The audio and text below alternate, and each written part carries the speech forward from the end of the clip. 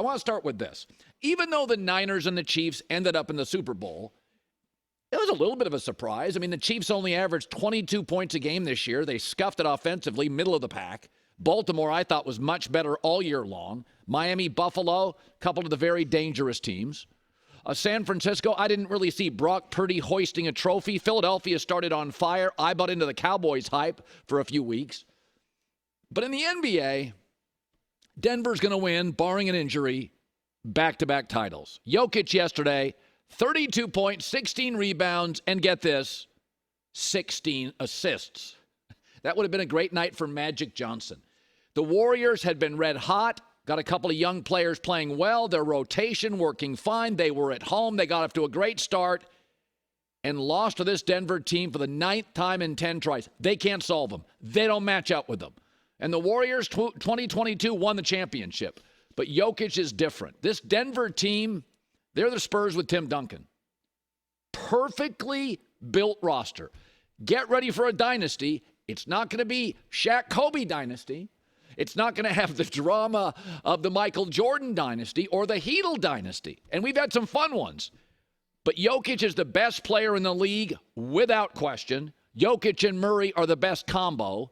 They have the best starting five, plus minus. Only Boston is close. And Aaron Gordon's length defensively, and Michael Porter can be streaky, but he's gifted offensively. Add in a very well-coached team with just enough depth. They're winning the title. And unless barring an injury, Celtics are the only starting five that's even close. And this Denver team is actually built for the postseason more than the regular season. Why? Because in the postseason, you shrink your rotation. So it'll be perfect. You'll get about 3 guys off the bench. Christian Brown's one of the guys will come off the bench. Reggie Jackson will give you a few points off the bench. But we talk so much about mobility, and I'm guilty of this. I spend so much time in the NBA talking about a collection of all-stars and mobility, and this team has one all-star in 10 years. It's Jokic. Jamal Murray in the crowded West with all those great guards never made an all-star team. They're high IQ, huge, just enough depth, can be great defensively in spots with a bunch of shooters. And again, they're really built for the playoffs. Right now, they're a number 3 seed. I wouldn't take anything from that. When the Bucks won a title, they were a 3 seed. The Warriors have won a title as a 3 seed. The Spurs during Duncan's era weren't always a number 1 seed. And they actually, right now, Denver's got a higher winning percentage than they had last year. So this team is stocked. They are perfectly constructed. Just 2 or 3 guys off the bench. Once you get to the playoffs, it's an 8-man rotation. You're not playing the 9th and the 10th guy. And I think the West is better than the East. I don't buy Milwaukee right now. Knicks need another star. They didn't get one at the trade deadline. It's a limited team offensively. You saw it again this weekend against Boston. They just have limitations. Boston can make things a little uncomfortable, but the Lakers, they don't have a Jokic. They don't have the shooting. Phoenix, I'm not sure they can figure out how to stop Jokic either. Golden State just doesn't match up with them.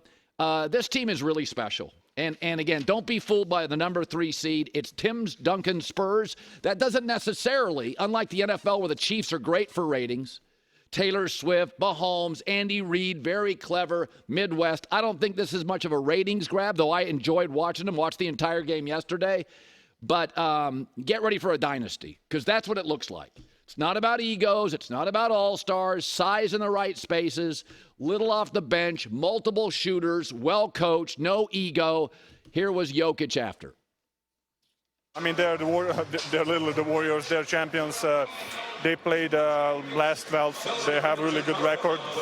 They're a tough team to beat, but I think 103 points in this arena is really good for our defense. Your birthday was last week. These guys get you anything? Nothing. Absolutely nothing. Bad teammates. Bad teammates. And I like watching Denver. I know a lot of people don't think aesthetically they're much to watch. It's a little old school basketball. I'm not somebody that believes the old teams would beat the new teams. I don't think older players were better than the new players. I don't think the league's ever had more talent. But they got a little old school. And I love watching them. And this is what a dynasty looks like. I was thinking this morning, how would the Heatles have matched up with this team? Who would have stopped Jokic? They didn't have a center. They had no size. They weren't great at point. I mean, they just do. And Golden State right now is playing great. They match up with everybody. except the Nuggets. Speaking of Denver, Russell Wilson, a little birdie, told Chad Johnson, he said this on his pod, a little birdie told him Russell Wilson is going to the Steelers. So first of all, the Steelers have an excellent roster, and they're bad at quarterback. And in the AFC, you got to do better than Kenny Pickett at quarterback. So this is actually a good fit. Now, I said before I went in vacay, I thought Justin Fields at quarterback was a bad fit in Pittsburgh. Why? He's not a refined quarterback. He's not efficient. Russell Wilson is refined.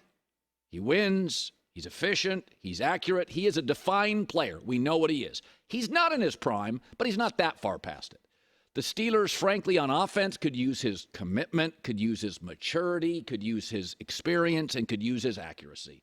Now, as an offensive coach, Sean Payton, I can get Russell kind of frustrating you. But with a defensive coach, Mike Tomlin, Russell doesn't turn the ball over that much. He can play within a system and do some ad-libbing also. When Russell went to Denver, he was viewed as a savior. That's not what he is here. Pittsburgh's winning with Kenny Pickett. They don't need a savior. But because of how many players they traded to get Russell and because of his contract, he was this sort of messiah, this savior, and he was a culture builder. Like they built the whole culture around him. That's not what he was in Seattle, and he got to 2 Super Bowls, and that's not what he would be in Pittsburgh. He's not going to be a savior. They have the longest tenured coach in the NFL with Mike Tomlin. And one of the things, and I've been critical of Tomlin at times, one of the things I think he does pretty well, he builds a culture.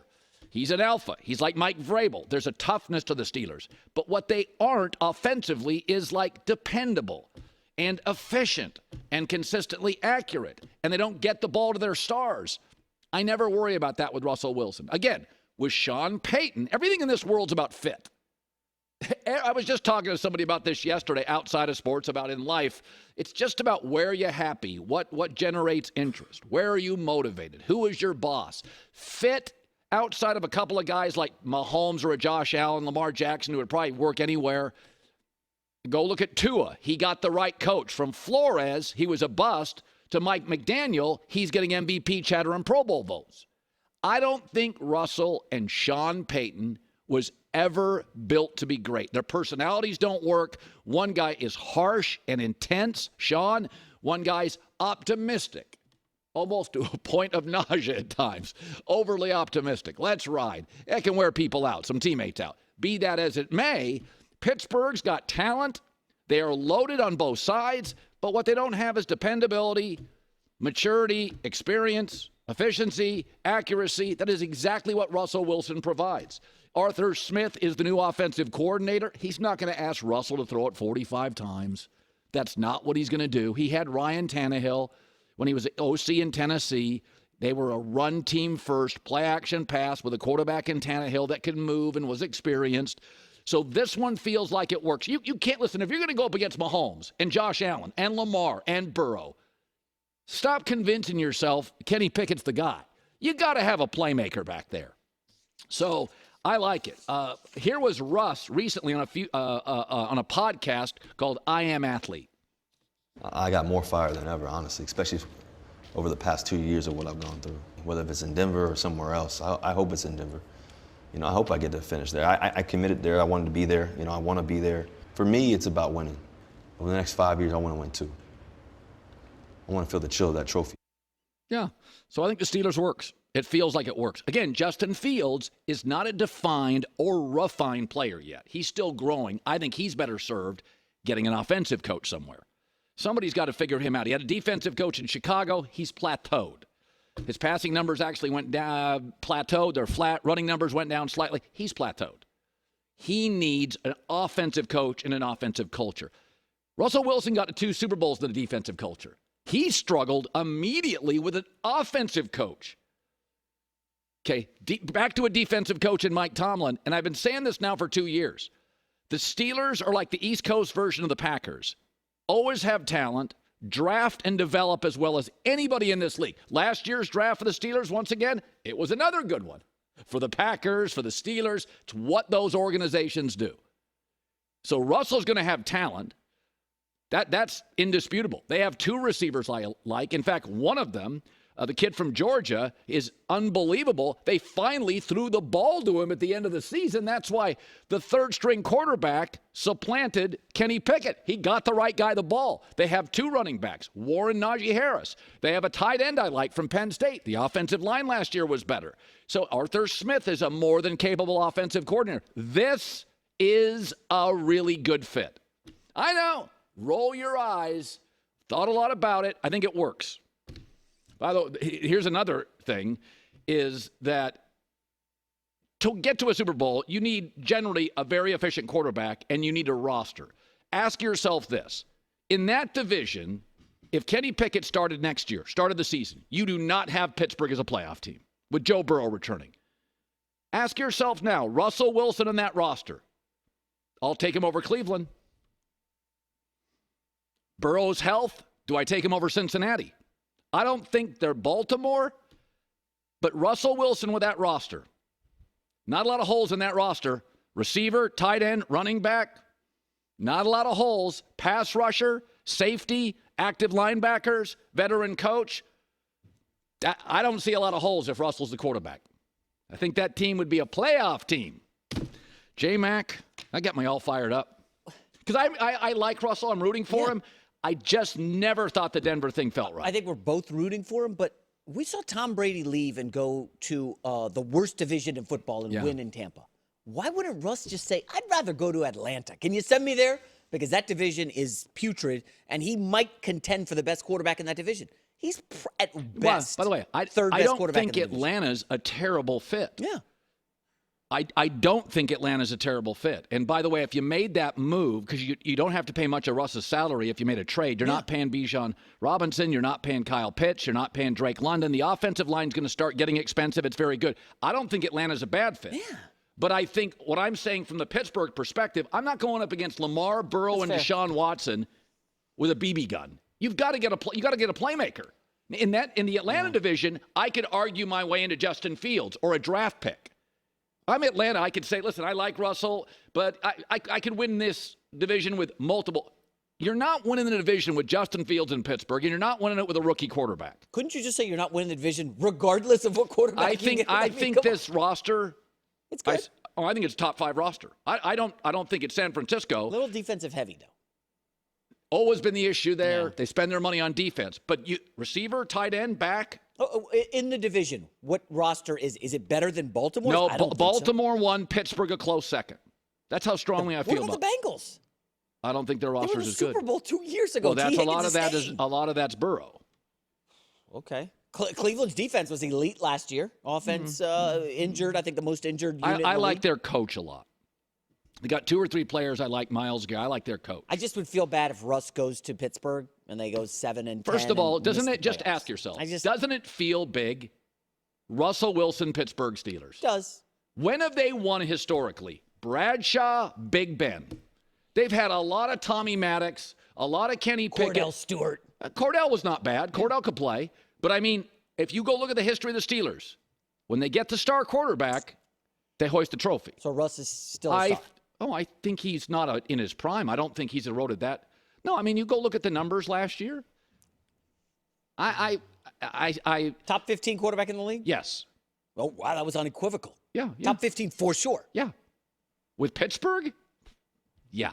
Okay. I like Russ. I'm rooting for him. Russ, I know he watches the shows. I don't want to come off as a hater on the first day back from vacation. No. I think it feels right to me. I think it feels right. Just say it out loud. Go look at, so Russell Wilson goes to Pittsburgh. Let's name their top 10 players. Okay. TJ Watt, arguably the best pass rusher in the sport. The receiver from Georgia. Why am I forgetting? Pickens. Minka Fitzpatrick. Russell Wilson. Again, I would say they have a. Deontay Johnson is a very good receiver when his head's in the game. Najee Harris, the running back, is solid. Warren's also good. Warren's good. Offensive line was spotty. They got the young kid out of Georgia who had a good rookie year, Broderick Jones. There's a lot of players. There's a lot of players. And remember, they draft very well. They do. So they'll pick up a couple of nice high-end starters this year. Packers Steelers have always drafted and developed at a really high level. I think you've got the Packers and the Steelers in the Super Bowl, right? No, but I think just say it out loud. Look at this roster. Look at Russell. Not a lot of holes. Anytime anybody says, but I don't like their corners, outside of Kansas City and the Jets, does anybody like anybody's corners? There's a corner shortage in pro football.